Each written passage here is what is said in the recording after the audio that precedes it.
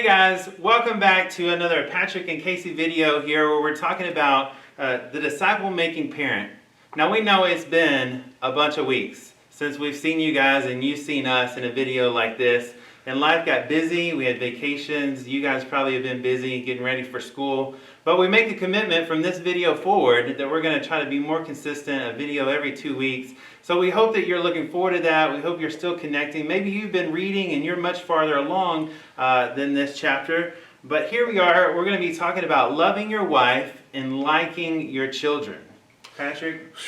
Man, what a tough chapter. Because this is something that hits home to all of us, I believe.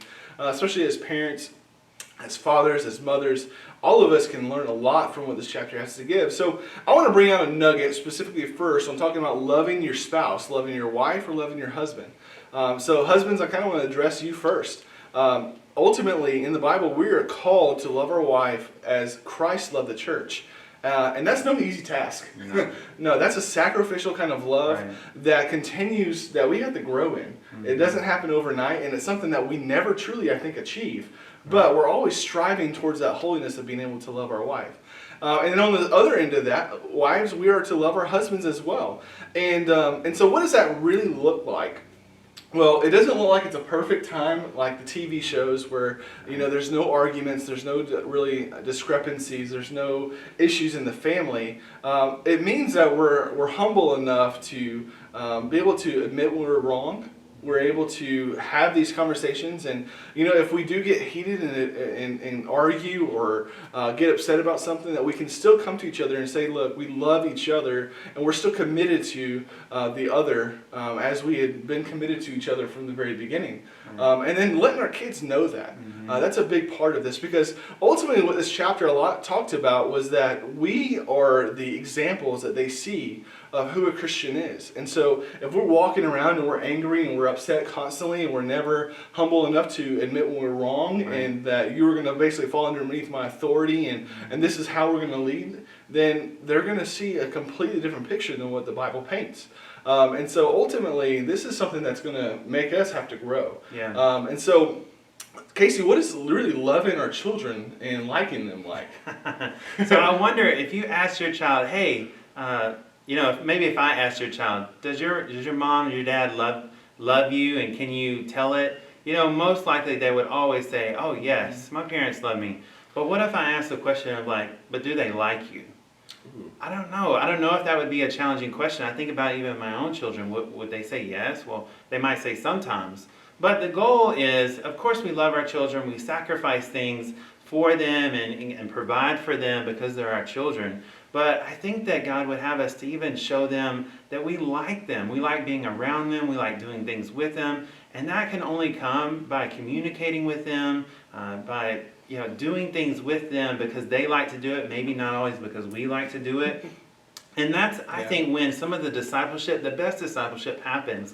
Because that means our heart's connected to their heart. They see our joy. They see our affection. And also, that could be the opposite of sometimes when we're at home all the time bunched up. That's when we get angry or frustrated with little things and lash out. But do things with your kids that show that you like them. And in essence, you're loving them even more. And so I like this one phrase in here in the book. It said, discipleship is not a project like with our children to accomplish, but it's a transfer of life. Wow. That's a really great quote. And we actually have an example of what does that really look like. Well, today we have this nice messy hose. And all of us have these hoses in our life. And this is not an original idea. This is something that we have actually taken from one of the professors at Southwestern, Dr. Ross. But ultimately, all of us have this hose. And so one end is connected to our heart, and the other end is kind of waving around. Now, we were connected to be connected to each other. We were created to do that. And so when it comes to liking our children and loving our children all have these hoses connected to their heart. And so when we love them and they don't necessarily think that we like them, there's an opportunity for them to walk around and basically just wiggle this around, and then what they're doing is that they're sucking in all of the other things of the world, and that's what they're latching onto. What we want them to do, and what we're encouraging you to do as parents, is to go from one heart connection to another. Boom. And so what does that look like? Well, it looks like spending some really specific time with our children, discipling them, and being able to gain this heart connection. So that also admits that, you know what, we're going to be wrong sometimes. We need to be humble enough to admit that, Right. and to continue to build that relationship. Yep. And like you said on that quote there, is that it's not a project. This is a transfer of life. Right. And so this heart connection from the parent to the child is so important. And so hopefully this is something that will help you remember kind of what this looks like of, you know, loving our spouse and liking our children. This is something that we're going to continue to work on, because this is something that isn't just a one-time thing that is just started and never really messed with after that. Yeah, it takes a lot of work to keep it up, because again, we're going to mess up. We're going to have failures. We're going to have to apologize. But then you just pick up your pieces. You say, you know what? I still have work to do. It's a sanctifying process for us as parents. That's why God gave us children, right? Yeah, that's exactly right. So that was this week's video. In the next 2 weeks, we're going to be actually looking at the next chapter. And that chapter is connecting your children to others.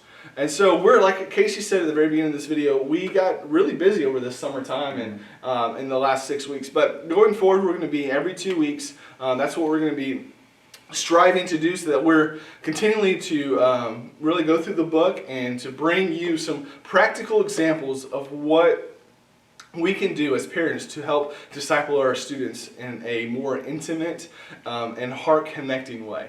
So we are thankful that you joined us today, and we will see you in 2 weeks when we talk about connecting your children to others. See ya.